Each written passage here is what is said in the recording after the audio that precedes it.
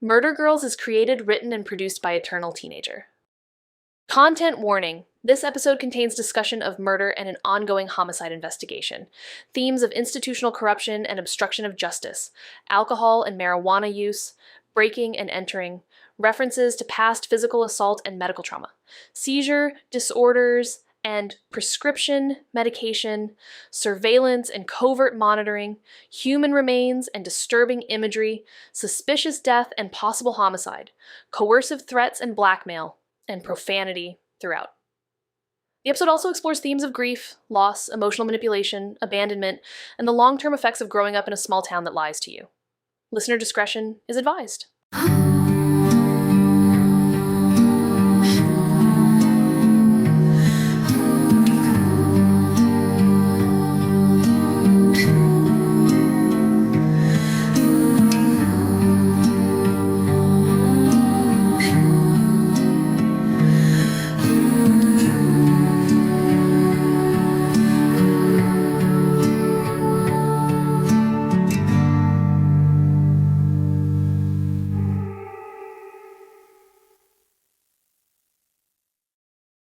Murder Girls, Episode 24. Blind Spots. Amy's still asleep when I leave the shop, which is good. She needs it. Also, because Amy before coffee becomes what medical science calls a situation. So I go to Lula's. Because if you're going to start the week with existential dread and unsolved homicide, you should at least do it with a delicious breakfast. Lula's does a breakfast burrito that I'm going to miss when this is all over. Egg, chorizo, charred poblanos, the perfect amount of cotija. The kind of thing that makes you feel like at least some things in the world are structurally sound. I got 2 for us. And I got Amy fried chicken and JoJo's because, well, Amy. I also got churros for the same reason. Also, and of course, I got coffee. Like, a box of coffee. Don't judge.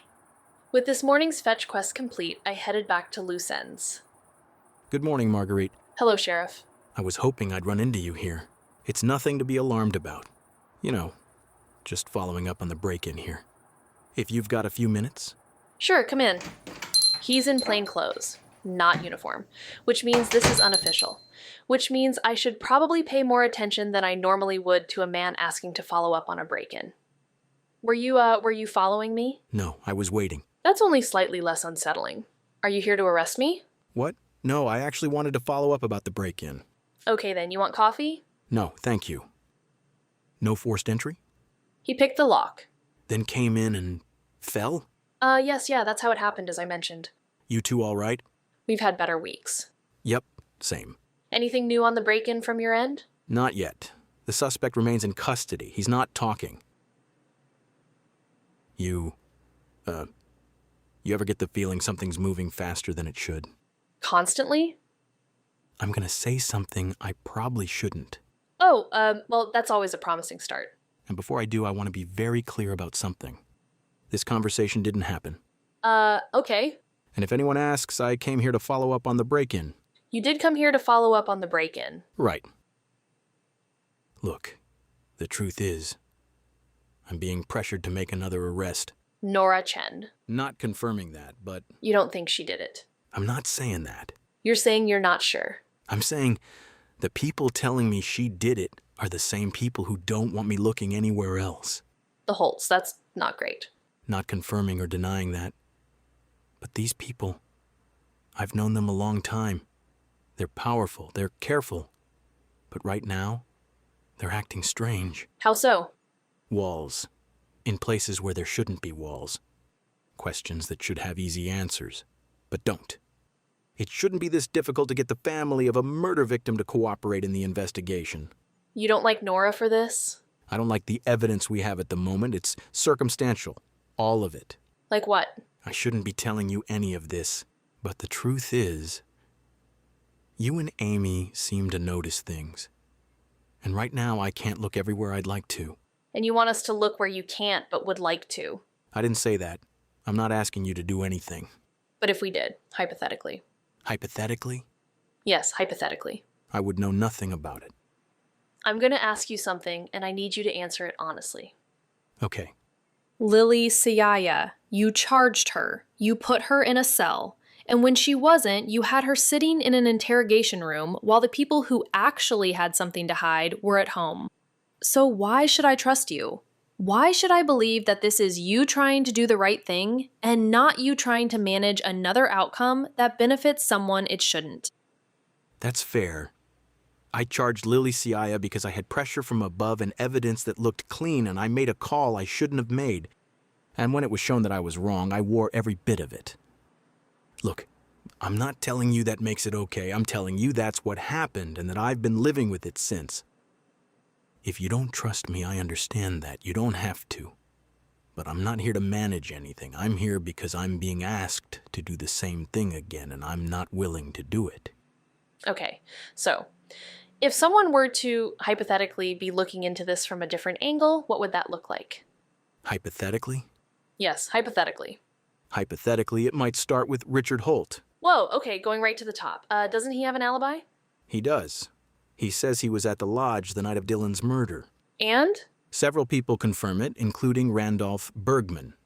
But their stories don't line up the way they should. How so? The staff all say he was there, but their statements contradict each other in ways that are small enough to overlook if you want to overlook them.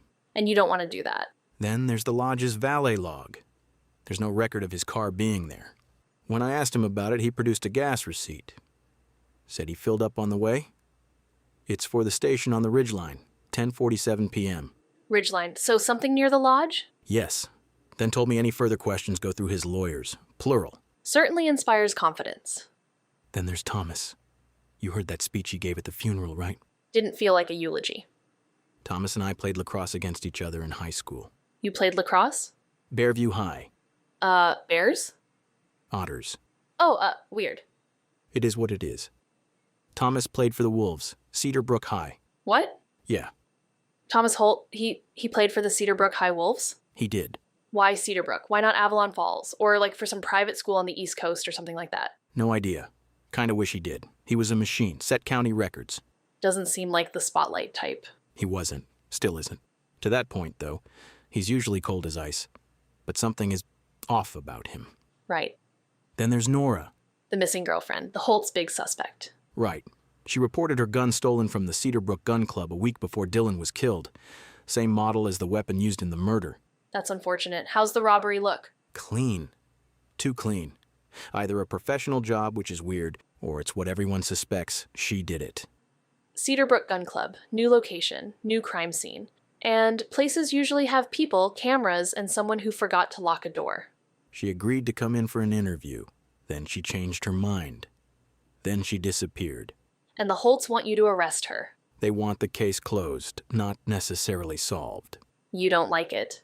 Disappearing like that when she did, that's suspicious behavior. That's suspect behavior. But we don't have any evidence that's a lock, so no, I don't like it. What about the old man? Victor? Victor says he and Thomas were together the night Dylan died, watching the game. They're each other's alibis, which normally would be fine, but it's not sitting well with me. At Holt Manor? Nope. They were at Victor's hunting lodge at the edge of the Holt Wood. Ah, right, the cabin that is 5,000 square feet. He's been spending most of his time there lately, which is unusual, but not illegal. And what about Amber Holt? She wasn't at the funeral. That's... Suspicious? Well, yeah. It is, but the Holts say she's traveling. Convenient. Sure, but turns out she is traveling. We checked with TFSA and she left the country on Thursday morning. Headed to Mexico. Super suspicious. Okay, so the Holts are acting weird, but you're still supposed to arrest Nora Chen. I shouldn't be telling you any of this. You mentioned that. Because it's true. Well, as far as I remember it, you didn't tell me anything. We were discussing the break-in at loose ends. We were. And given that you didn't discuss anything, then someone couldn't look into things, quietly or hypothetically. You'd deny everything anyway. Absolutely. Avalon Falls is a small town. People notice things. Sometimes that helps. See you around, Sheriff. Watch it out there, Marguerite. Say hello to Amy for me. I stand in the middle of the shop for a moment, not moving. We're going to find out what happened to Dylan Holt. Not because Carter asked us to. We were already doing it. But now we have a thread from inside the building, and the building is starting to show its walls. Upstairs, I hear Amy moving. The particular rhythm of her, the sound of someone surfacing. I pick up the bag of food. The JoJo's are still warm, the coffees are on the edge, the churros are perfect, and fried chicken is always a good idea. I'm gonna have to tell her everything. Even though I definitely didn't hear anything.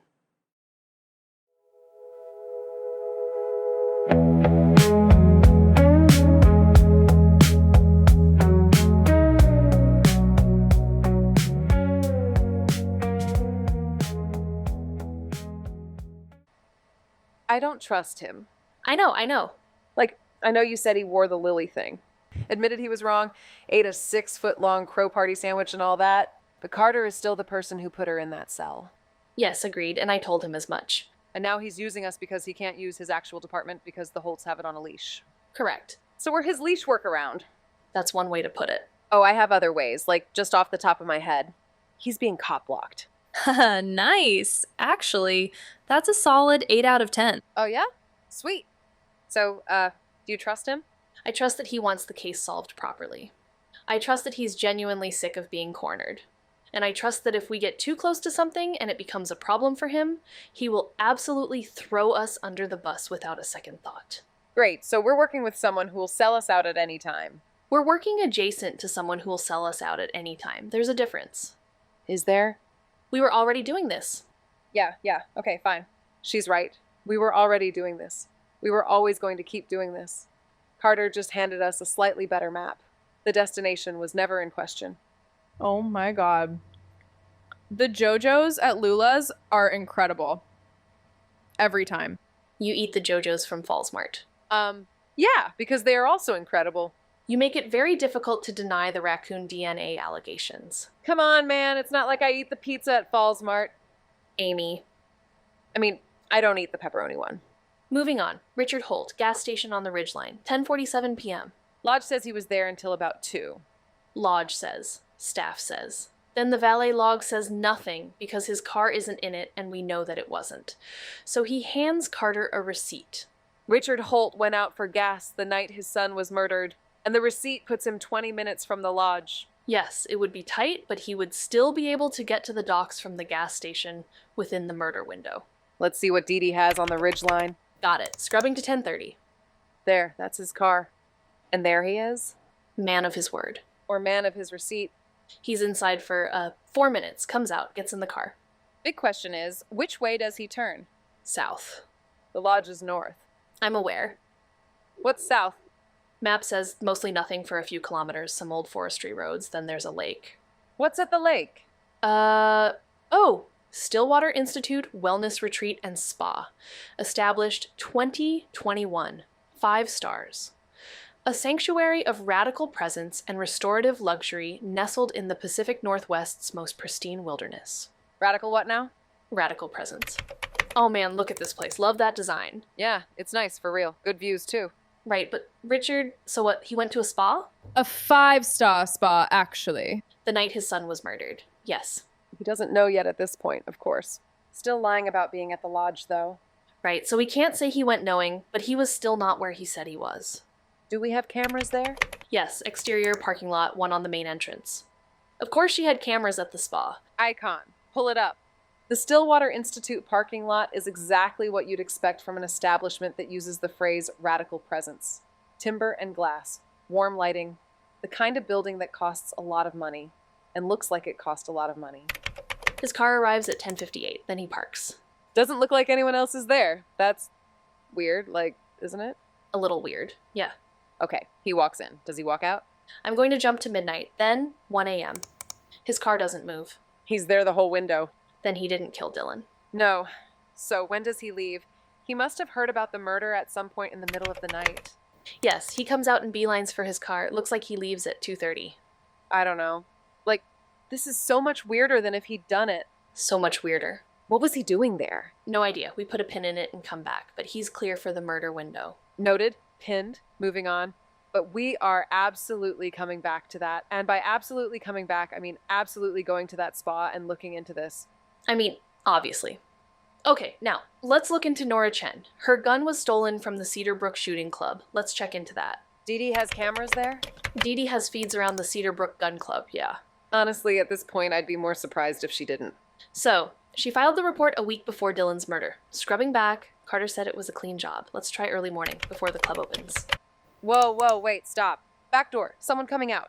Is that a gun case? Yeah, but what the fuck are they wearing? A mask. A Cedarbrook fucking wolves mask. The room gets very still. The kind of still that happens when two people reach the same conclusion at the same time and neither of them wants to say it first. Follow him. On it. He's taking every back route available. They're cutting across that service road. There. They're heading east? I think that's east. Onto the forestry road, and that's it. We lose them. No coverage past there? Not continuous, no. Shit! So someone in a Cedarbrook Wolves mascot mask stole Nora's gun from her shooting club, then walked through the town's blind spots like they had a map of them. And Nora Chen kinda sorta gets framed for a murder using her own stolen weapon. But not now, I guess. This proves she didn't steal the gun. And you're saying Thomas fucking Holt was a Cedarbrook High lacrosse star? That's what Carter said, yes. I mean, that didn't seem to be Tommy based on the body type. No, but framing Dylan's girlfriend for his murder is something Thomas could 100% do. And he could easily have someone in a mask do it for him. Yeah, he could have a bunch of someone's in masks try to scare us off, too. Oh, for sure. And we saw he was at the docks on that Originals hotline phone during the murder window. That's the closest we've placed anyone to the crime scene in that time frame. And he gave that weird, possibly guilt-ridden and just fucking sad sack eulogy. Yeah, right. It's not proof. None of it is proof yet. But it's the shape of something. The way a shadow becomes a silhouette when the light shifts. We're not there yet, but we can see the outline. Okay, we need to... Oh my god! Emergency! Who does that? It's a door. People knock on doors. Oh, no. Not like that, they don't. That was a completely normal knock. That was a cop knock. Ugh, whatever. We have to answer the fucking door, man. Let's go. For the record, your glasses popped off. That's how scared you were, Mags. Like, you were basically a cartoon character whose eyes popped out. Oh my god, dude. You fucking said emergency. Like you were a 67-year-old divorcee in a feather coat getting mugged in front of her New York City apartment in 1987. Hey, that's hurtful and just, like, so specific. And you know I'm afraid of feather coats. Come on. Fair play, okay? Okay, let's just answer the door. Oh, whoa. Claire? I need to talk to you. Both of you. I've known her for 11 years, and one thing I can tell you is Claire Nichols does not show up unannounced on a Saturday morning because something is fine.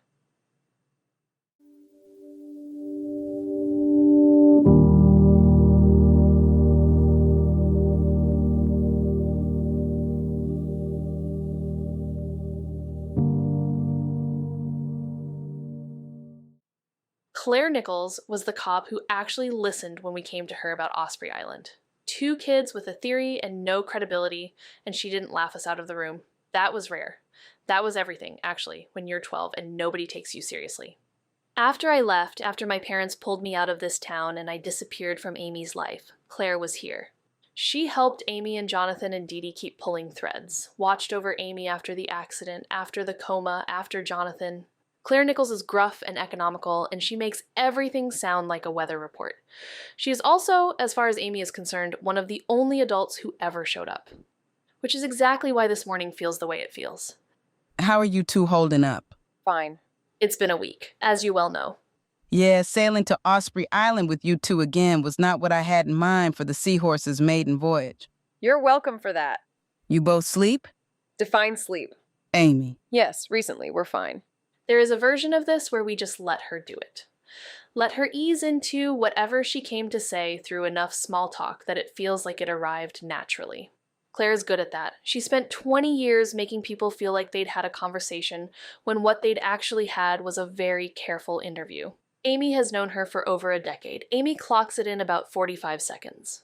You're not really the spontaneous Popeye type, Claire Bear. What do you actually need? You're still looking into the Dylan Hope murder. Says who? Listen, you cleared Lily Siaya. That was good work. But the Holt case is still open, and Carter's department is not able to get the job done. They definitely can't if you're in the way. It's time to step back, let it run its course. Its course toward what exactly? Toward a resolution, a proper one. Nora Chen isn't a proper resolution, she's a convenient one. I'm not saying she did it. I'm saying it's not your case to solve. And the deeper you dig into the Holt family, into Omnia, into everything connected to that deal? We didn't say anything about Omnia. Dylan was making noise around that deal for months. It's not a stretch. No, it isn't. But you didn't come here to warn us off Dylan. You came to warn us off Omnia, which means someone told you we were getting close to something. And whoever told you that thought you'd be the right person to come talk to us. Amy's voice has changed. It's not cold exactly, it's level. The way someone sounds when they've decided to stop protecting someone from a conversation and just have it. You know, the Holts just have a million ways about them that can piss you off. Victor is just angry at everything all the time, and it's like, why? You have everything. Why are you so mad all the time? Is it a boomer thing? Okay. And Richard, he's just so smug. He's like a dude who acts bulletproof even if he isn't wearing a vest. Thomas, though, he is the most frustrating, at least to me. Thomas is just so fucking polite, and that is infuriating. What's your point, Amy? My point is that Thomas can send a get well card and make it a threat. After Osprey Island, the sequel, after Walter got hurt, he sent flowers and a card to the hospital. And do you know what it said? What did it say? It said you were good at helping people move on.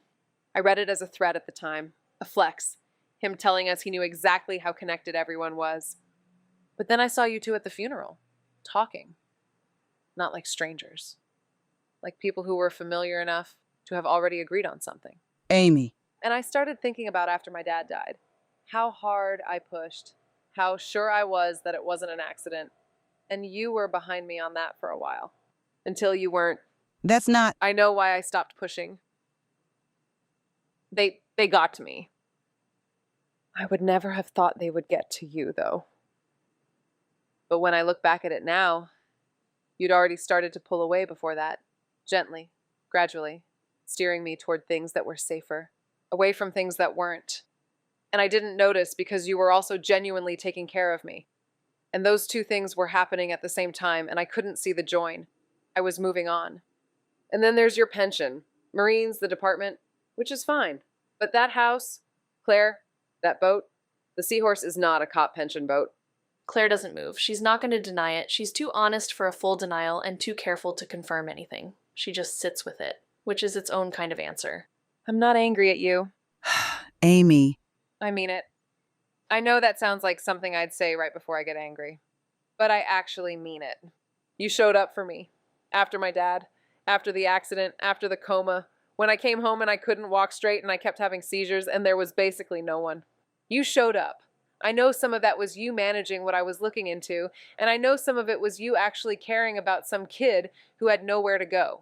Both of those things were true at the same time, and I've decided I can live with that. But I can't see you for a while. I understand. You always were smarter than the rest of this town. One thing before I go. People who get in the Holt's way don't get threatened. They get mourned. Ames? I'm good. Come on. If Thomas Holt is looking into us, let's look into Thomas Holt. Are you okay? Okay? No, but I'm good, I promise. There's a thing nobody tells you about growing up. They make it sound like a moment, a threshold. You cross it and you're on the other side. But the actual work of it, the real weight of it, is this. Standing in a room watching someone you love figure out that a person who protected them was also using them. And watching them hold both of those things without collapsing, without needing the person to be only a villain or only a hero. And you don't get to be angry about it forever. You just have to pick it up and carry it and keep going. Amy's already halfway down the stairs. Of course she is.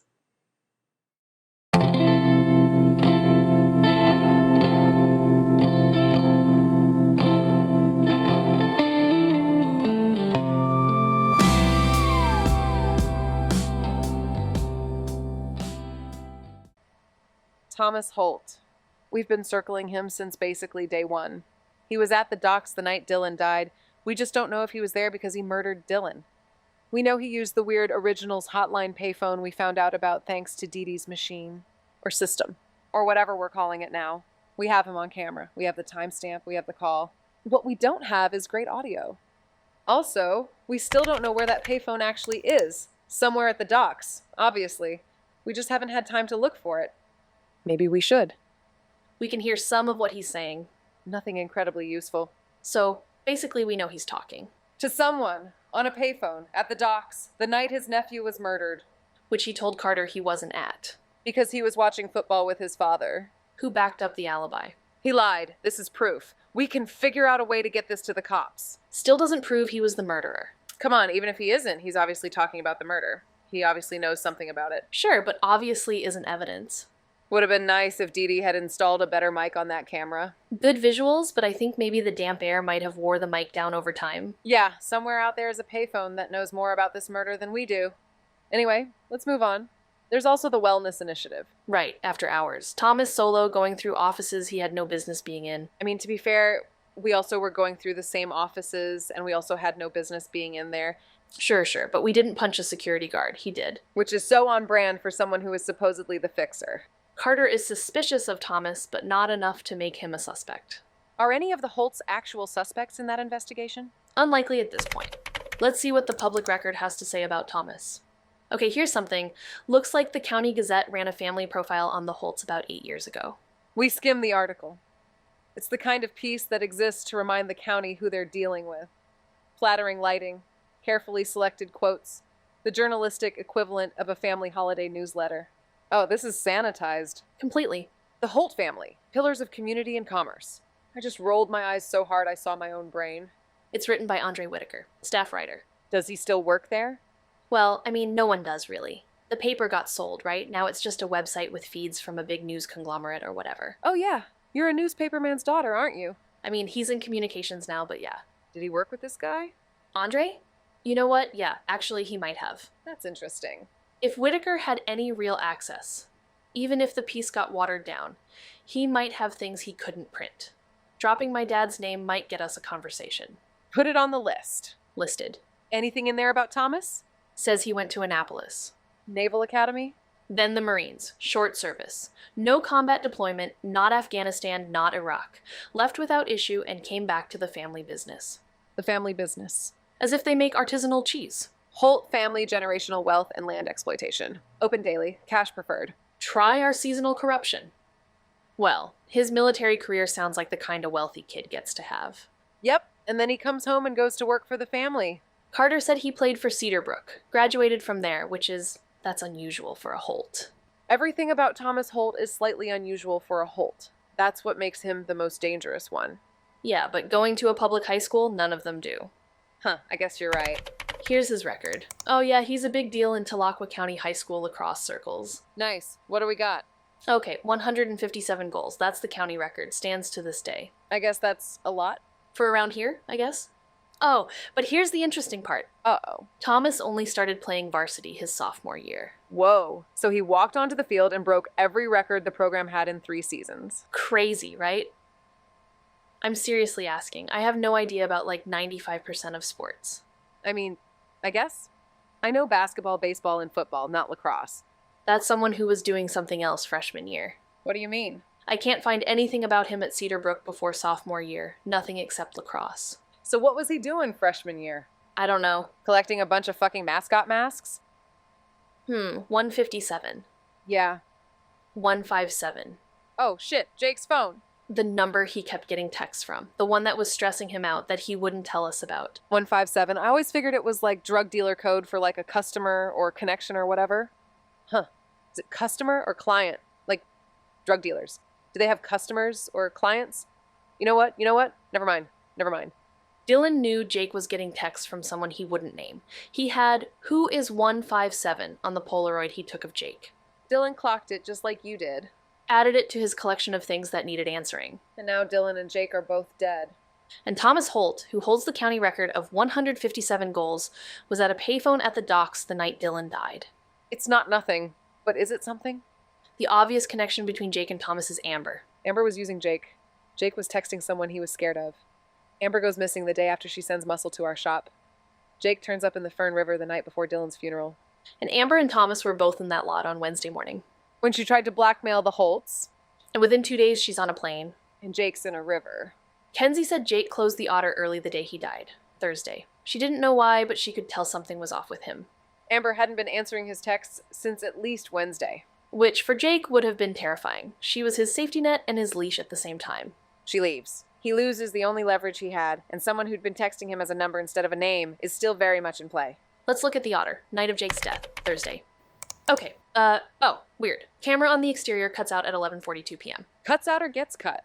Good question. Let's see. Yeah, it gets cut. Expected, I guess. Doesn't make Jake's death feel less like a murder. Doesn't get fixed until, like yesterday, late afternoon.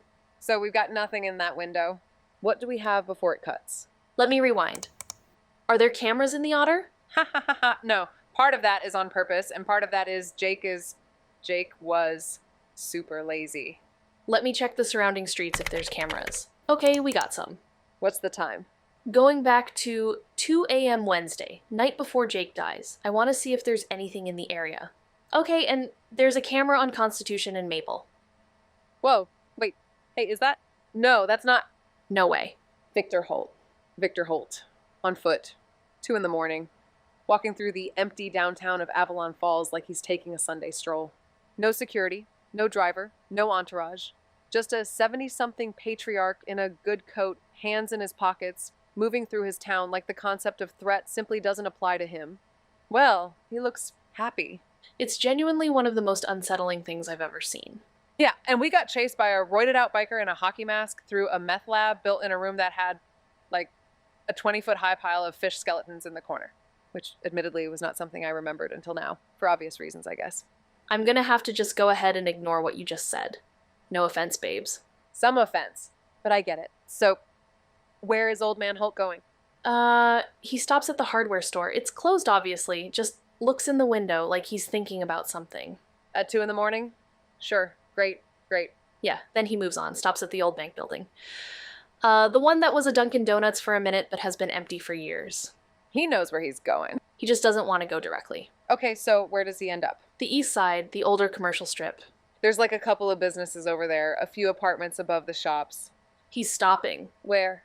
Corner of Aldrich and Maple, standing in front of it looks like a nail salon. Okay, now he's taking out a key. A key? He has a fucking key? Look, he's opening the door for the apartment above the salon. He's heading up. Yep, lights on in the apartment. How long does he stay in there? 93 minutes.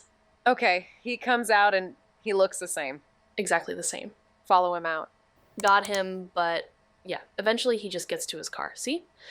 Parked on the north end of town, drives away, heading toward the Holtwood, looks like. What is in that apartment? We need to know what's in that apartment. We need to go look at that building. Okay, sure, look at the building. That's it, right? Yeah, definitely just, like, look at the building, or whatever. Right, because we have no way of getting inside the apartment. It's locked. Yes, correct. We absolutely have no way of getting inside the apartment. And as you mentioned, it is locked. Fine, let's go.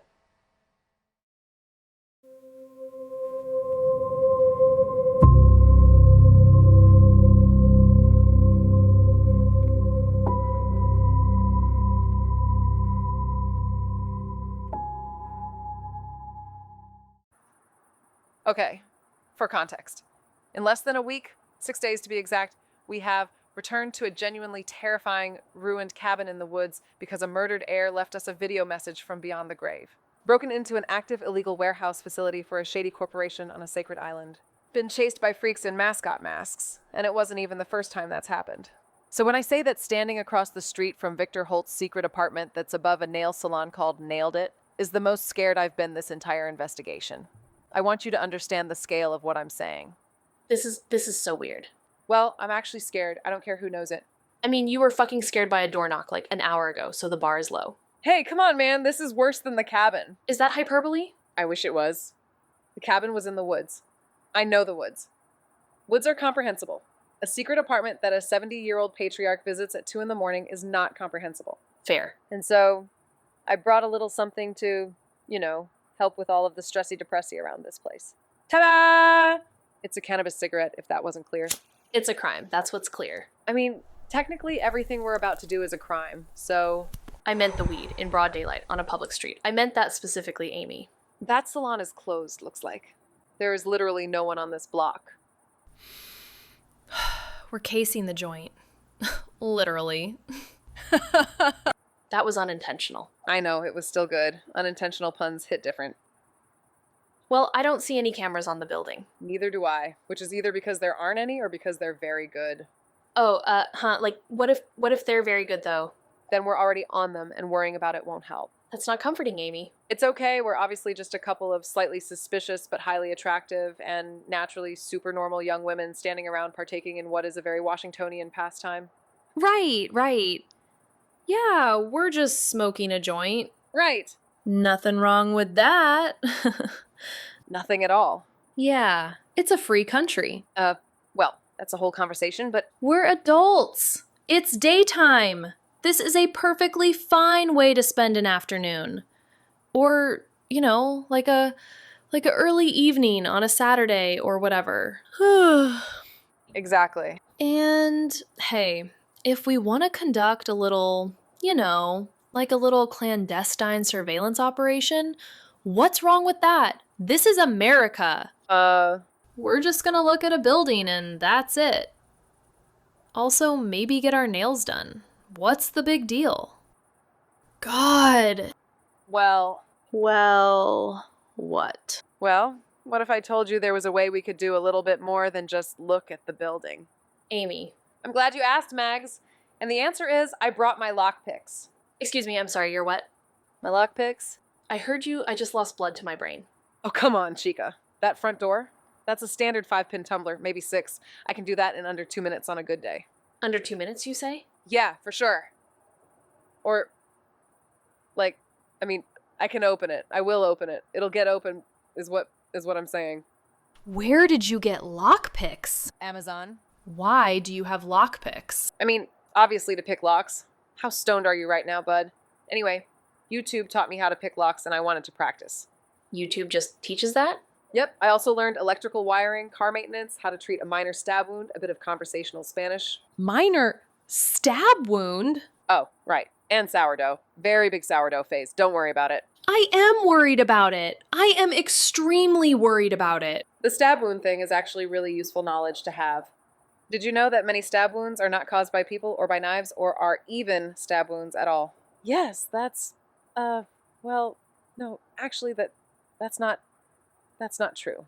I am a medical professional. Almost. I am an almost medical professional, and I am standing here being unsettled by a 23-year-old with Amazon lockpicks who learned first aid from YouTube. Now, you know I will always take an interest, but I cannot be responsible for your life choices, Mags. Oh, just let's fucking go and fucking pick the fucking lock. 2 minutes and 11 seconds, which she informed me later was a bad day by her standards. There we go. Oh my god. Come on, up the stairs we go. There's another door. That means another lock, no? Oh, that's a Medeco. Is that bad? No, it's good. The lock is good. Very good. Good brand, high quality. How good? I don't know if I can pick it good. So we came all this way. I didn't say I wasn't going to try. I'm just saying, manage those cute little expectations of yours. We're crouched in a staircase that is approximately the width of one adult person, which means I am picking a lock approximately 4 inches from my face while I am trying to make myself smaller than I physically am. Mags smells like ginger beer and the joint and something that is just Mags, which is not a useful observation to be making right now. I file it. Anything? Just taking a quick look first. You're right on top of me. Oh, sorry, there's no space. Wasn't a complaint, but I do need a scooch more space for my elbows. Oh, okay. No problem. I'll just... Whoa, fuck! Dude, don't fall down the stairs. That would be bad. Very bad. You would probably be hurt, and it would just be so hard not to laugh. You know what? Fair. Yes! You did it! I genuinely did not think that was going to work. You're telling me that now? After you? Thank you. Can we just take a second to acknowledge how completely unhinged this is? I mean, if we must. Although I do feel an intense time pressure is a big component to this situation we have willingly put ourselves in. We just broke into a private apartment belonging almost certainly to the most powerful man in the county. We are high, we have no backup, no backup plan, and no legal standing whatsoever. You are a medical school dropout. I mean, that feels like an aggressively personal observation. And I am an unemployed dog walker with lockpicks. We are so in here, though. Don't touch anything. I know. I'm serious. I won't. I'll try. The apartment is wrong in a way that takes a moment to articulate. Not wrong like scary wrong, but wrong like unsettling wrong. Like a diorama, like someone built a very careful replica of a moment in time and has been maintaining it ever since. Everything is late 60s, early 70s. The furniture, The fixtures, the color palette, that particular combination of walnut and burnt orange and olive green, stylish ones, preserved perfectly, like a fly in amber the size of a living room. So Victor is maintaining this apartment to look exactly like it looked 50 years ago, I guess. Extremely normal behavior. Hey, look at this. Above the living room, framed carefully, is a large map of Avalon Falls and the surrounding coastline. The paper has yellowed to the color of old tea, but the lines are sharp. It's definitely been cared for. That's an old one. Late 1800s, maybe. Done by hand for sure. Huh, look, Osprey Island isn't called Osprey Island. Quasheen. That's a Nasika name, I would guess. Same goes with Eagles Creek, Tala. Look at the Holtwood. It's divided into two forests, Holtwood and Calhoun Forest. seems like the Calhouns were a big enough presence to have half a forest named after them. Amy, look, bottom edge, near the forest line. Holy shit, Calhoun Manor. It's got their salmon sigil and everything. Okay, we know where it is. Was. Right, maybe something is there still? I'll take a pic of the map. Mags photographs the map, then the room, then the furniture, then the doorways. Just in case? Sometimes you don't know what matters until later. Oh, foreshadowing. I like it. Whoa, hey, you okay? I am really freaking out right now. Oh no, really? Yes, if we get caught... We won't, don't worry. I do worry, Amy. We've discussed this many, many times. I am the worrier of the duo. I know, but look, you like roller coasters, right? Yeah, I love them. They're the best, right? So this is just like a roller coaster. It's out of control, but controlled. Controlled chaos. If you must. Look, we're not going to get caught.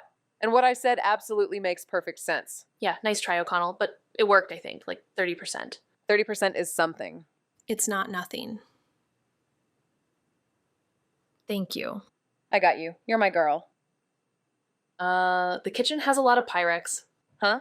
Kitchenware. In the kitchen. It's Pyrex. There's almost no food. Some whiskey. Instant coffee. It's like Don Draper's fucking apartment. Instant coffee. Victor Holt drinks instant coffee in his secret apartment. The cognitive dissonance of that man is genuinely impressive. Mags, come look at this. That's Driftwood School. 3 pieces, all small. Don't recognize the artist. Victor collected these deliberately. These aren't decorations. These are... Meaningful.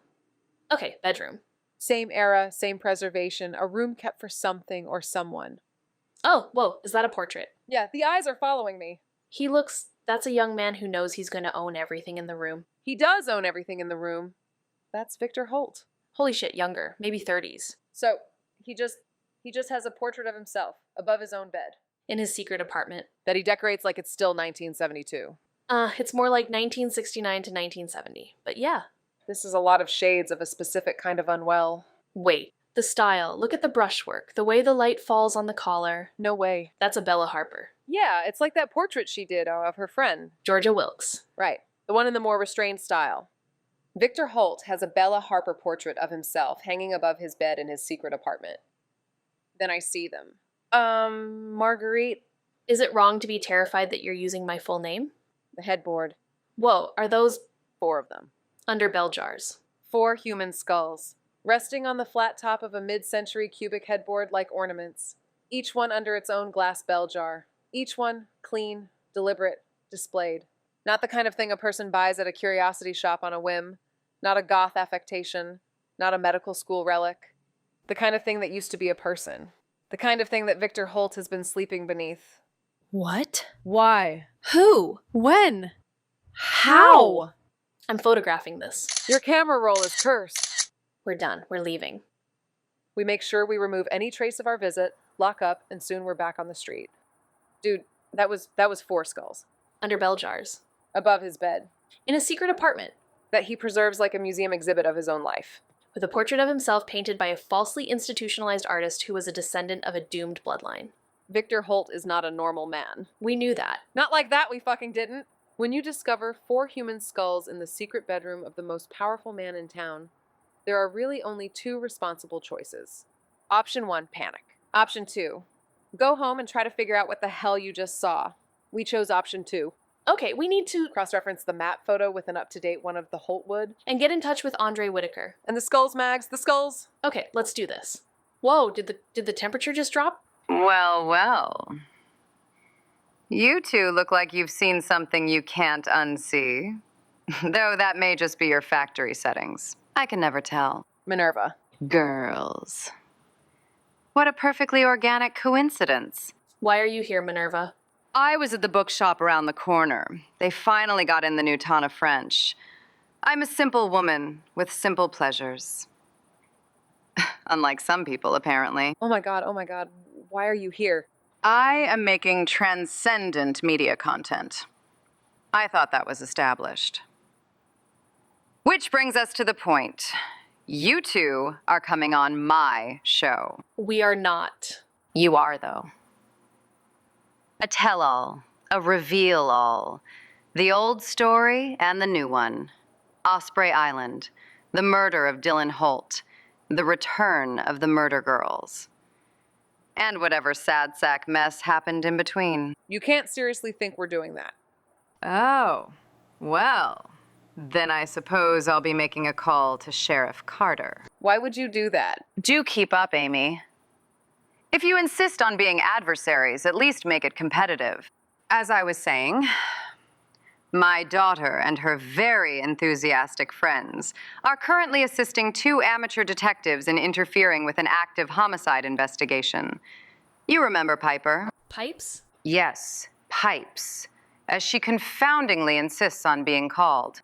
You're using 3 teenagers and a 40-year-old shut-in as investigators. That's not a podcast. That's a child endangerment situation dressed up in Nancy Drew's frumpiest hand-me-downs. You're blackmailing us. I'm producing a show. There's a slight, though meaningful, distinction. It's a chance to control the narrative. You didn't get that last time you did this, my little cautionary fails. You come on the show tonight. We talk. You get to tell your story in your own words, with your own framing to an audience that is already listening. Or I go to Carter and explain exactly what you've been doing with my daughter. In the end, the choice is yours.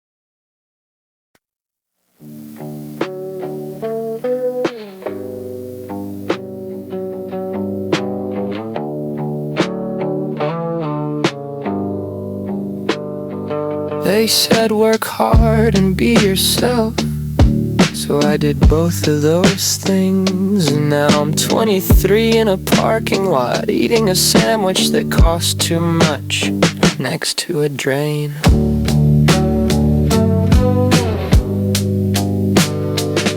My dad said it gets easier. My mom said find something you love. My teacher said I had potential. My potential is doing great. I'll tell it you said hi. Nobody mentioned this part.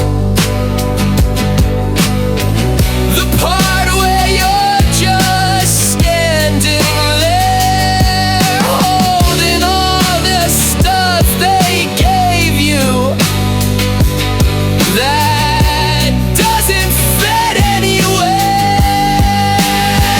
Nobody mentioned this part. Nobody mentioned this part. I learned cursive for 13 years. I memorized the amendments. I can tell you what mitochondria does. I cannot tell you how to be okay. They forgot to cover that.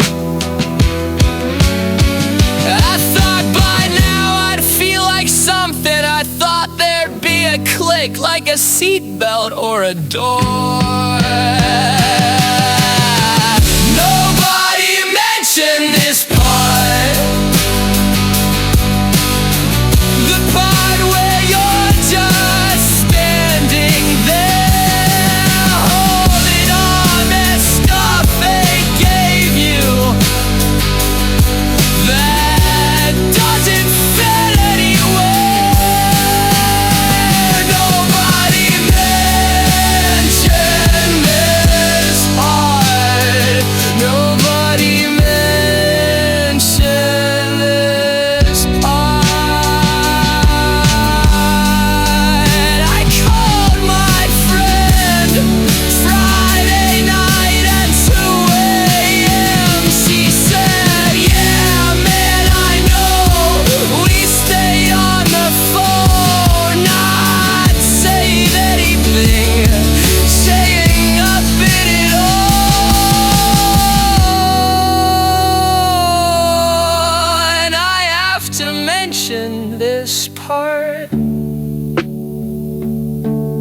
was the best conversation I've had in my life.